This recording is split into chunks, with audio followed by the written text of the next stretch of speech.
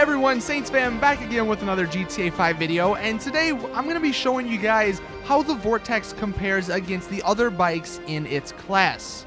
This is going to be a speed test video on the airport and in a little drag race, so you can get some actual times to see how much better some of the bikes are compared to the Vortex. But hopefully in the end, after you watch this video, you can decide if you want to go out and spend the $350,000 on the Vortex or not. If you do enjoy the video, I'd appreciate it if you could take a second out of your day to hit the blue thumbs up button down below and then subscribe if you're not already to my channel. Now, this first gameplay clip, what you're seeing is a bunch of us on the best bikes in the game. I'm on the Hakuchu Drag.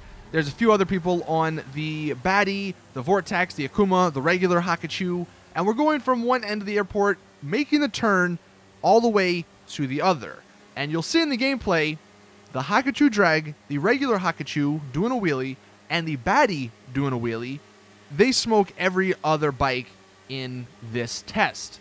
It's no competition. The Vortex, the Akuma, they are not going to be anywhere close to those three bikes. So in terms of will the Vortex beat the top ones? Not even close. The wheelie ones, those are even faster than the Hakuchu Drag.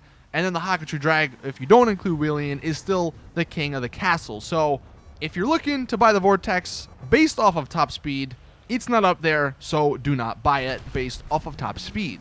Now in this next test, you can see it's me on the Vortex against the Akuma.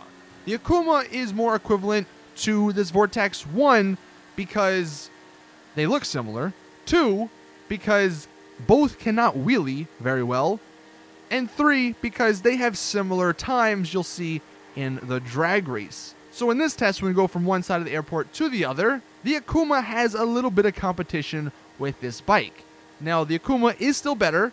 I think I even did a wheelie you might have seen at the beginning. That really didn't help out that much. In the end, the Akuma did catch it and surpass it and beat it by quite a bit. So honestly, in terms of the Vortex comparing it against some of these other bikes, it's not really better than any of them, at least in terms of performance on a drag race where top speed and acceleration come into play. Now in this clip, I'm sorry for the frame rate. I was rendering a video and I did not realize that it would make it all choppy, so I'm only going to be showing this one just because it's the Vortex. I'm on the Vortex and we're doing one side of the airport to the other, making the turn against all of the bikes, just so you can get somewhat of a comparison here. You can see the Vortex does start out pretty strong. It's got a pretty decent acceleration.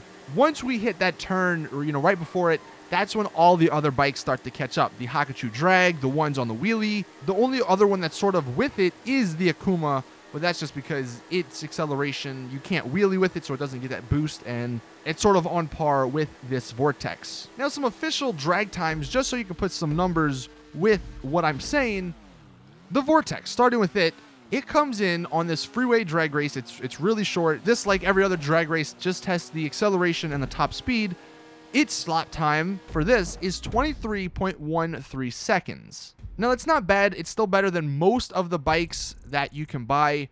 But comparing it to some of the other ones, the Akuma, for example, doing the exact same thing. On all of these tests, I'm just holding down the right trigger. I'm not wheeling. I'm not pushing my head down to get a faster speed. For the Akuma, though, it comes in at 22.757 seconds. So it comes in at 0.4-ish seconds faster than the Vortex.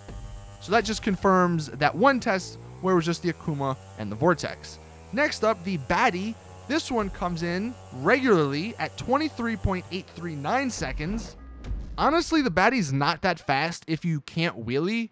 Both it and the Hakuchu, the Akuma beats in terms of top speed without the wheeling, but because the Baddie and the Hakuchu are so great at wheeling, they get that extra boost, and it's actually quite a big difference. So when you do wheelie on the Baddie, the lap time for it is 21.52 seconds. So that's 2.3 seconds faster than the regular Baddie, and it's actually faster than the Hakuchu Drag, as you'll see in this next test. So the Hakuchu Drag regularly, without pushing your head down, it comes in at 21.801 seconds. And then when you push your head down to get that little bit of extra speed, it comes in at 21.594 seconds. So the Baddie with the wheelie actually is a little bit faster than the head down on the Hakuchu.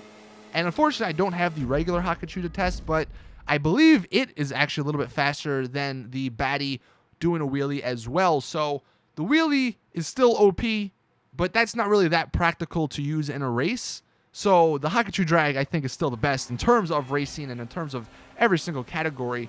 The one positive to the Vortex, even though it doesn't really beat any of the top 3 or top 4 motorcycles in the game, it's got some really great customization. It might have the most customization out of any of the bikes and some of the best customization out of any of the bikes. I would say if you want to purchase this car, if you're on the fence about it, think about it this way. One, do you want to spend $400,000 to $500,000 total in upgrading everything, buying liveries, painting it? Because if you don't, then obviously don't buy this vehicle. But if you do and you're fine with spending that amount of money, then think about it this way. Do you want a bike that's relatively on par with some of the faster bikes in the game?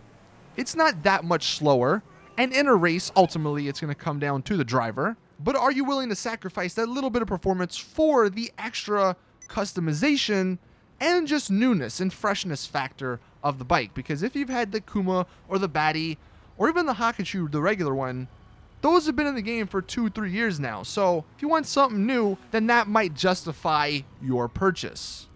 But ultimately, I don't think it's a bad bike. It's not great just because it doesn't beat any of these other motorcycles in the performance category, but I still think it's a good buy because of the customization and the uniqueness of it.